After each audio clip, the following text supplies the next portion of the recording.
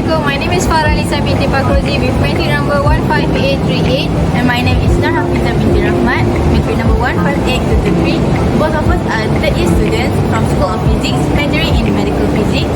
So in this video, we are going to be the presenter and also editor.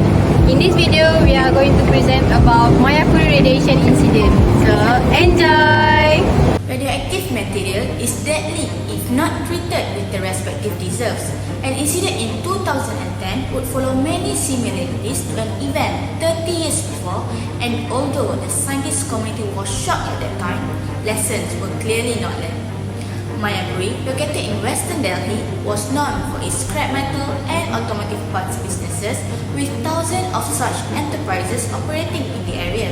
The incident served as a reminder of the risks associated with scrap metal and the long-term health concerns of workers dealing with contaminated materials, which cobalt-60 was involved in. Before we go deeper into the topic, let's gain some information about the cobalt-60 sources.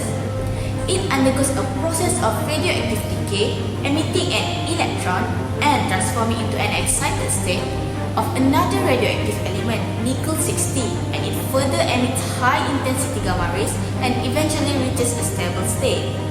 The unique property of cobalt-60 to emit these gamma rays, along with its relatively long half-life, makes it suitable for various industrial applications, which is to sterilize medical equipment. This sterilization is often accomplished using devices called gamma cells, which are widely used in universities and research institutions. Now, let's travel the time to where and when the incident happened.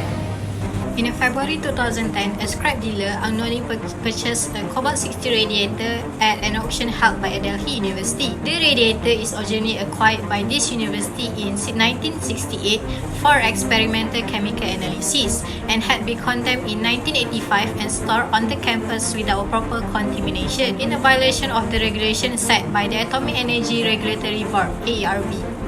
So this machine is actually a gamma cell model 220, was designed to be inaccessible by the human hands and was categorized as a high security piece of equipment by the International Atomic Energy Agency. So in February 2010, these university authorities decided to sell this radioactive source to a local scrap dealer, which is Harcharan Simbola, and it was subsequently dismantled and sold this radioactive source to a various shop owner in the Mayapuri. So during this transition, the cobalt-60 pencil were then exposed to the public, unknowingly putting other people at the risk. Several workers and individuals were then exposed to this radiation into a symptoms such as hyperpigmentation, hair loss, and also nausea. So the first victim reported to this hospital on April 4, 2010, and this incident resulted in hospitalization of 7 individuals. So medical authorities and also emergency response agencies were then alerted, and the affected area has been restricted by the police. I know exactly what are you wondering now, like how does this incident is clear up, right? In this event, the Atomic Energy Regulatory Board, which is AERB, was alerted on the 16th after a person reported localized radiation injury. It was discovered that the person had one of the missing radioactive pencils in his wallet. Contamination had spread, necessitating the disposal of around 400 kg of soil and 100 kg of scrap metal. Concrete was poured on the affected road to contain the contamination, with levels eventually returning to background radiation levels. An awareness program for scrap dealers was conducted by the AERB to educate them about radiation sickness symptoms and potential sources of contamination. Of the 7 victims, 6 were discharged from the hospital by May, but 1 victim succumbed to radiation exposure.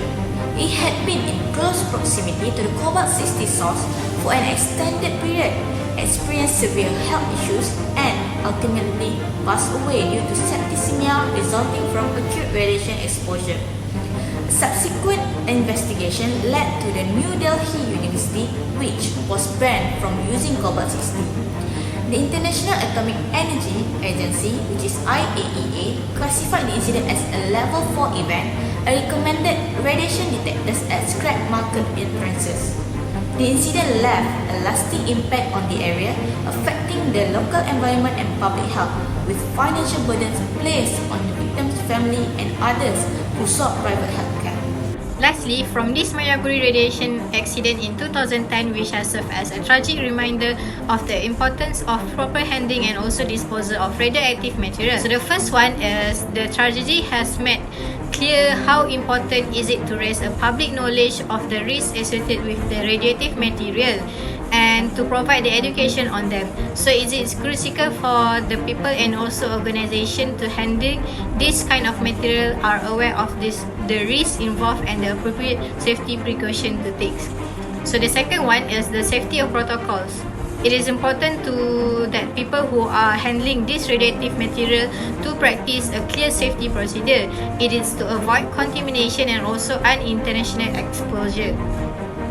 And the last one is the risk assessment. So before selling or transferring radioactive source, a thorough risk and also assessment is needed in order to avoid any danger. This includes verifying the equipment condition and also making sure that any radioactive material are being removed and also disposed of safely. I think our video has come to the end. Hence, the Mayapuri radiation accident served as a reminder of the importance of safety, awareness and also regulatory diligence when dealing the radioactive material.